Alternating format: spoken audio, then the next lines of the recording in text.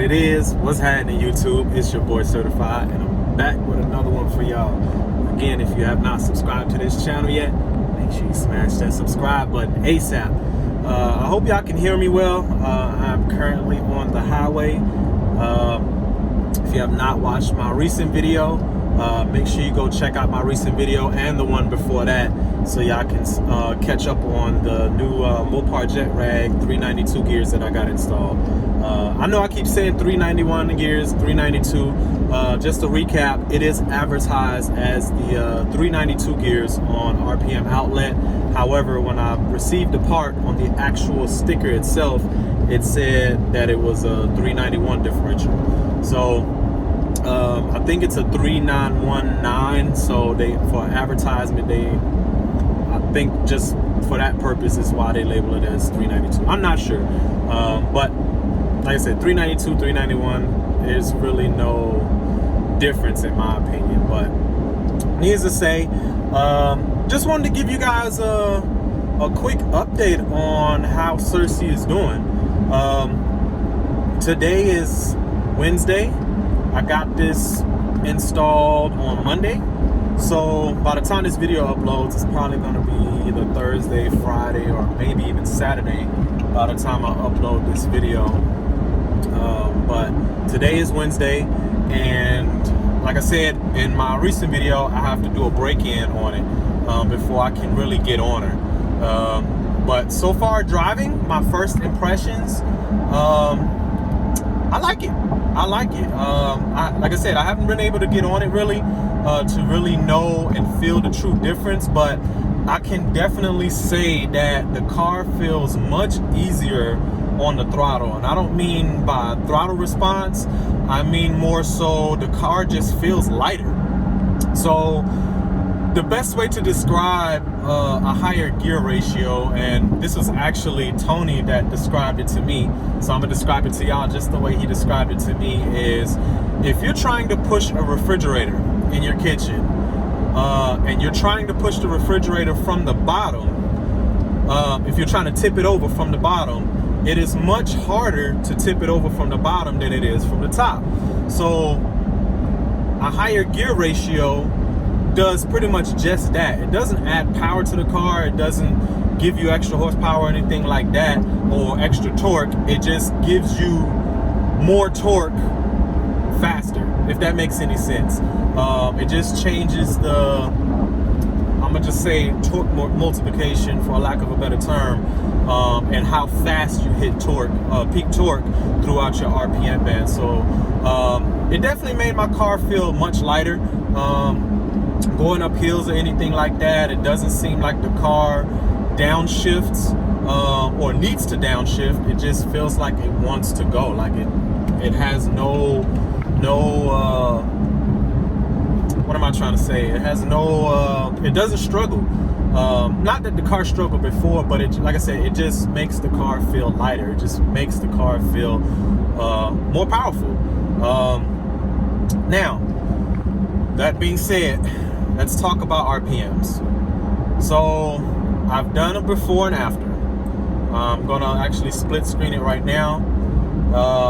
As y'all can see, on a 40 mile an hour roll, just cruising at 40 miles an hour, there's not much of a difference. There's really not much of a difference. And I did 40 miles an hour because that's the average speed that you will be driving in during this in the city. I'm not sure about the area that you're in for you guys watching this video, but the average speed here in Jacksonville is around 40 miles an hour when you're driving through city streets. Some are less, some are more, but I just use the 40 miles an hour as an average speed for city driving. So it really isn't that bad, and it didn't change much. However, there is a change. Oh, got a little Mustang that likes to play. There's always somebody that wants to play when you either have a ton of people in the car, or you're just trying to cruise with your lady in the car, or in this case, I'm trying to break these gears in, because otherwise I'll give them that sauce, if y'all know what I mean. But anyways, before I got distracted by, yet again, a Mustang, not hating on my Mustang owners, I love all cars, but you know, it's friendly competition out here. Y'all can probably hear it in the background. Matter of fact, I'm gonna show y'all. Y'all see it? That's what I'm dealing with right now. It's actually not a bad, I'll take that back. It's not the prettiest thing on the road. Anyways, let's talk RPMs again. So, split screen into when I did a 60 mile an hour roll, that's when you start noticing the RPM difference. Between 60, the 70 mile an hour roll, and the 80 mile an hour roll. You definitely that's where you start noticing the RPM difference. So I'm not sure how much top speed I'll lose. It's not often that I go above, I'm gonna say 120 or 130. So I really don't care about top speed, and I don't care about losing top speed, but seeing how much the RPMs have changed, I'm quite certain that that I probably won't be able to go above 160. I'm gonna shoot for 150, but 160 is probably gonna be, I'm gonna max out at that point and hit rev limiter. But again, like I said, I don't care about top speed. I wanted a good mid to high end performance car when it comes to the RPM power range. So, but yeah, that's where you start noticing the differences when you get higher in speed. So cruising at 80, as y'all saw, I'm about 600 RPMs higher than what I was when I was riding the 306 gears. So the best way I can describe the feeling when I'm driving on the highway, if you're cruising at around 70 miles an hour, manually shift your car down to 4th gear. Granted, your gears aren't gonna go as high as it is now. They'll be close. You'll probably be sitting around 400 RPMs higher than if you were in 5th gear with your factory gears, if you have the 306 gears. But you'll probably be sitting around 400 RPMs higher than normal. But as far as how the car feels on the throttle and everything like that, it feels very similar as if I'm driving or was driving in 4th gear cruising on the highway. However, even in cruising, when I've done it before, cruising in 4th gear, when I do get on the throttle, it doesn't pick up as fast as it does now when I'm in 5th gear. So if I downshift to 4th gear, the RPMs are much higher and the car picks up even faster. It's hard to explain. You guys will have to feel it for yourself, or ride with somebody that has done the gear swap. I'm trying to do my best to describe it to y'all on how it feels, but best thing I can say is it definitely made a difference just on cruising and under normal driving conditions. It was definitely noticeable. Right now, looking at my trip info, I have put exactly, I'm at 199.9 miles right now, exactly 200 miles on the dot. I'm gonna show y'all. Hope y'all can see that. That's trip A that I'm doing. Trip B is a fuel mileage test that I'm doing. So I'll give you guys an update on the current fuel mileage that I'm getting on the highway and just off of normal driving on a full tank of gas, how many miles I get on a full tank of gas with the new gears. But for right now, on the fuel economy screen, I'm averaging cruising around 70. I'm averaging 17.8. It changed to 18.1 now.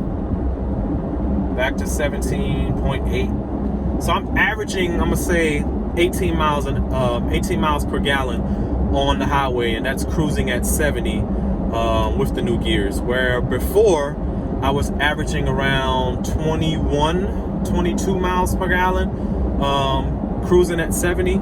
So definitely took a miles per gallon hit on that, but at the same time, I'm not sure how accurate that is. So that's why I did the trip info to see how much fuel or how much mileage I can get on a full tank of gas on the new gears.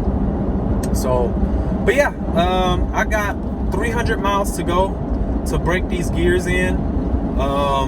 once I get to that 500 mile mark, I have to drain the differential fluid and change it, just because with a new diff, once you break in your diff, there's shavings that come off of the gears, and also the gears there's some kind of coating on the gears that has to wear off with heat during the heat cycle process. I think there's some kind of coating on there. I'm not sure. I remember doing a YouTube search, actually a Google search, on just, you know, the break-in process of the gears. So if you guys want to know how to break in the gears, just type it into YouTube or Google, and it's one of the first videos that pops up in your search, and it's actually a pretty good informative video. So I pretty much did that same exact process, and like I said, after those 500 miles, I definitely recommend you change your gear oil, as you could have metal shavings in the oil, and also you don't want that coating mixed in with your oil and breaking down the viscosity of your oil. You just want to put some fresh oil in. So, but yeah, after that, that's when it's go time. It's definitely going to be the day I'm waiting on to see how the car truly feels. Yeah, it's definitely going to be a fear to some others on the street that think my car is slow, because it's far from that. Not claiming to be the fastest, but I'm definitely not the slowest. So, but I'm definitely excited to see what she can do once I can really get on her with these new gears. But like I said, I just wanted to give you guys a quick update on how the gears are doing right now. I'm literally having no issues outside of the issue that I had from after the first initial install with the transmission needing to be tuned for the new gear set. Outside of that, I haven't had any issues. I don't have any gear whine, nothing.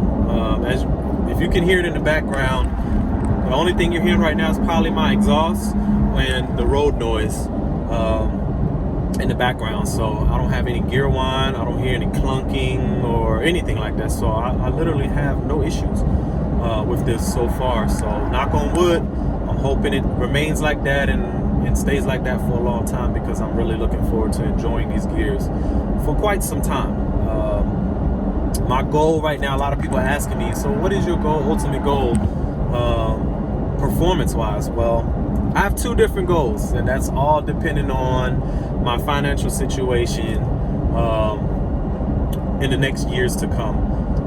So I'm right now I'm debating whether or not to stay all naturally aspirated and just max it out as much as I can, naturally aspirated, ported heads, cam, long tubes, things of that nature, or to ultimately build it and do a 426 stroker kit on it with twin turbos. That's actually my dream build right there. But for y'all that know the average cost of doing stuff like that, know that that's an expensive build. It requires a lot. Full engine build, the cost of the turbos, transmission, upgraded rear axles, drive shafts, all that stuff. It's a lot of money. If you have not followed this guy on YouTube, but HP Gwyn, I think that's how you say his name. He has a built 426 with that supercharged, with a Vortex supercharger, and that car is nasty. But he definitely broke down the cost of what it took for him to build his ride, and yeah, it's a lot of money. It's a lot of money, and I don't have that type of money yet. So if I did, I don't know if I want to go that route just yet or not. Everybody says, well, if you're going to go that route, just buy a Hellcat. For what? To be honest, let me clear something up to y'all real quick. Everybody out here claims, oh, why build a 392? You're going to waste money. It's going to cost you more to build a 392. You could just buy a Hellcat and blah, blah, blah, blah, blah. Everybody does not care about a status. To be honest with you, Hellcats, yes, they're great cars. I'm not knocking people who have Hellcats. Hell, to be honest with you, if I was able to afford a Hellcat before I purchased this car, I would have. I'm I'm not gonna lie, they're great cars. It's a great platform. They're fast.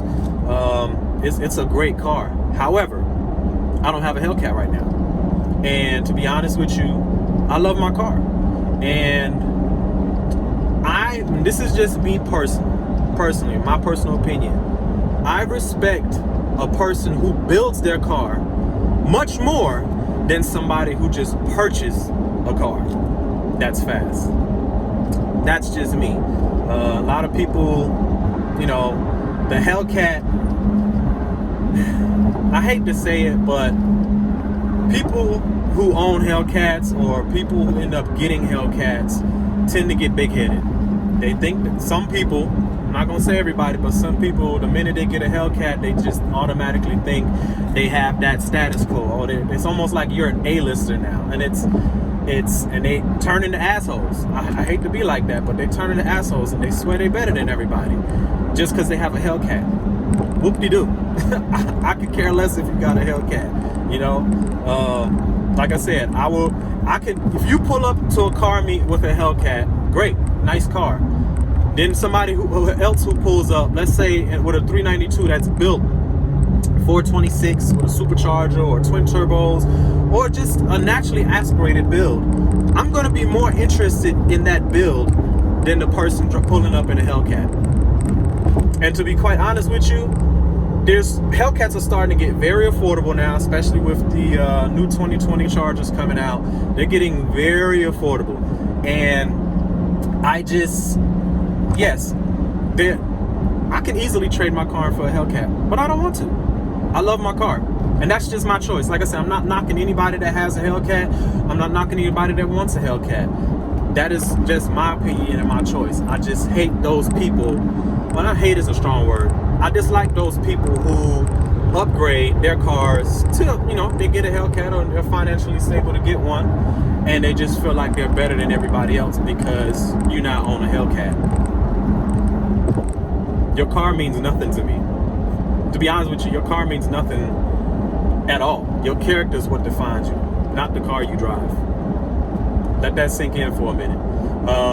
But anyways, I was on my soapbox. Didn't mean to get on that tangent right now, but just wanted to give you guys an update on the gears. Didn't mean to make this video longer than what it needed to be. But yeah, just wanted to give you guys an update on the gears. Again, like I said, I'm still debating whether or not I'm gonna go boosted or not on my car.